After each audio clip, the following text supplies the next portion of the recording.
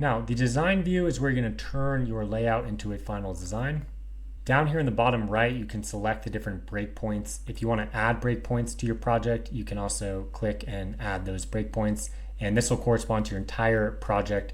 Now you can zoom in and out just like your map and layout views, and you can click here, do zoom to fit or zoom out, however you want. Now, of course, you can access your help in the bottom right. Now, I'm not going to go through these menu items in the top right because I've done those in many other videos, and you can check out dedicated help files there, but I will show you that when you export here, you can choose PNG, PDF, or HTML. Now, when we talk about finishing a project in Claritee, typically we're talking about downloading that HTML file, and then you can copy that HTML into your editor of choice, or if you're using a development or design team, you can just either share with them, or you can of course add them as collaborators up here, or you can download PNG or PDF file or HTML file and send that to them to show them what you're working on and what they need to do. If you don't already know, in Claritee, this design is based on your layout. So this is a key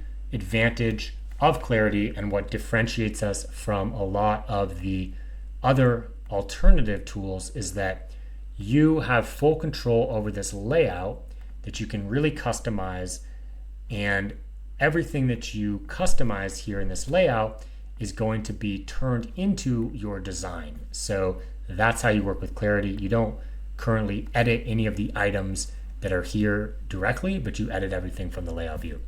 So the other things that you can do to control the design is selecting a different font and also selecting different color themes. So you can select a pre-built theme here, or you can customize based on your brand everything here by selecting color yourself or just adding the hex code or the RGB code, and then you're going to be able to control exactly the color aesthetic of your site. And once you have either changed your layout and you want to redesign, you've selected different colors or fonts and you want to redesign, you just click regenerate design, wait a few minutes, and your design will be ready.